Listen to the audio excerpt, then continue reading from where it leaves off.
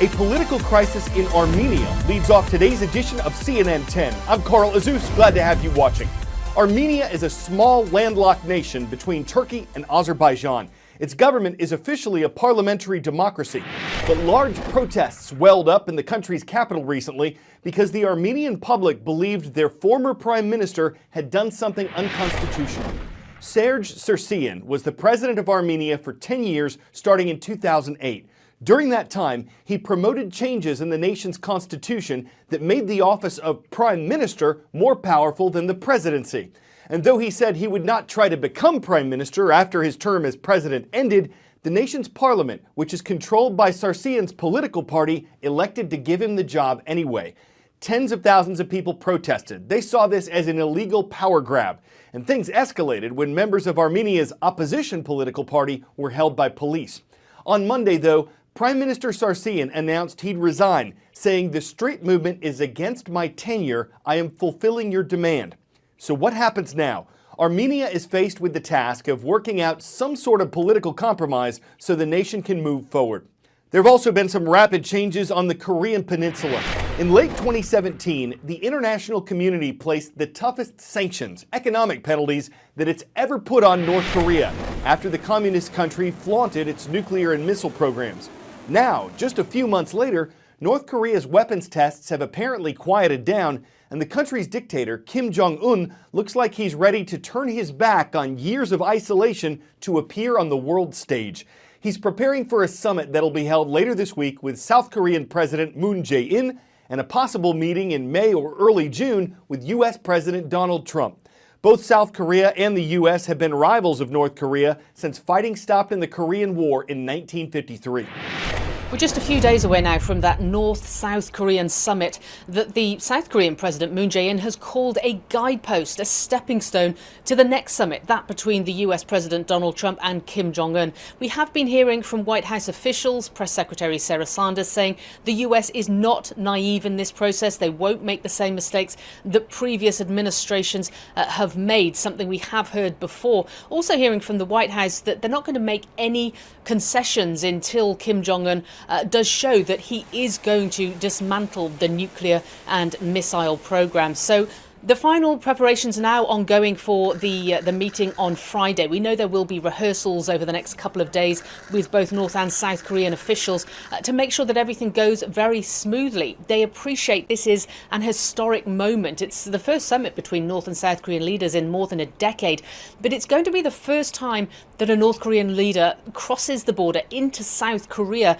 And just for that occasion, they're actually going to let South Korean journalists cross the border into North Korea so they can capture that moment on camera. We're told this will all be broadcast live with a welcoming ceremony and also a banquet after the meeting. The meeting of itself clearly won't be broadcast live. We've also had the menu, obviously well thought out. There's food sourced not only from the town of the South Korean president, but also the two previous presidents who met the late Kim Jong-il at the two previous summits. The father of the current leader, Kim Jong-un. There's also going to be cold buckwheat noodles from North Korea. They're bringing a chef with them and the machine to make those noodles.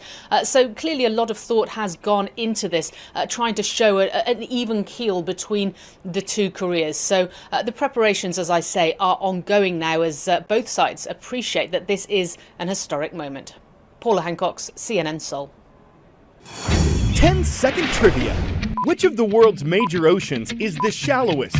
Arctic Ocean, Atlantic Ocean, Indian Ocean, or Southern or Antarctic Ocean? The Arctic Ocean has the distinction of being both the shallowest and smallest ocean in the world. We've reported on the Great Pacific Garbage Patch. Now it looks like the Arctic Ocean has one of its own, but it's not necessarily visible to the naked eye.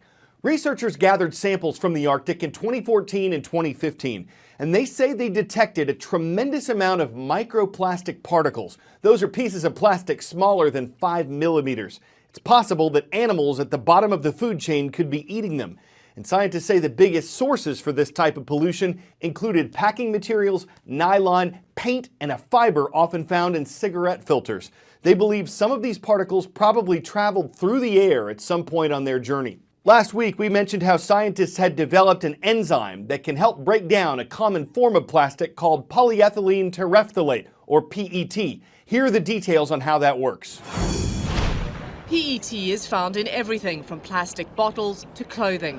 First developed in the 1940s, it's now a major part of our plastic problem. Euromonitor International forecasts that more than 600 billion PET bottles will be made next year alone. PET can take hundreds of years to break down in the environment, but now scientists have stumbled upon a shortcut. So a couple of years ago, there was a Japanese group that made this spectacular discovery of a bacteria that can digest PET plastic in a recycling dump in Japan. And what we've done is we've taken the enzyme that this bacteria produces. That enzyme is called PETase. It works, but it doesn't work fast enough to use on an industrial scale. Using this particle accelerator in Oxfordshire, UK, McGeehan, along with his colleagues in Brazil and the US, examined the enzyme right down to the atomic level. They found that by tweaking it slightly, it could break down plastic at an even faster rate. The bacteria can break this down in a matter of days or weeks, but what we're hoping to do with the enzyme is just in the same way you use an enzyme in a biological washing detergent, breaking down grass stains. These enzymes, we hope, can break down PET, ideally in a matter of hours. That's our goal. McGeehan says it was the scientific community that developed plastics, and now that same community must use all the technology at their disposal to find solutions to the problems plastics have caused. You're about to learn why I was told to be careful with today's 10 out of 10 segment. First, it's about the seventh planet from the sun. That's Uranus. Second, it's about what scientists say they've detected in the planet's clouds. Hydrogen sulfide. That's the molecule that gives rotten eggs their stanky smell. So the possibly pungent planet probably isn't particularly pleasant, but it also isn't likely anyone would notice since people couldn't survive there. Still, if they wanted to take a trip, they'd have to carefully plan it. The journey alone would stink. Traveling more than 1.5 billion miles could take 9 years, so maybe you'd want to Saturn your attention to the ringed planet or Neptune your compass to the farthest one. The seventh planet may not pass the sniff test. I'm Carl Azuz, and I'm unwilling to say any more than that.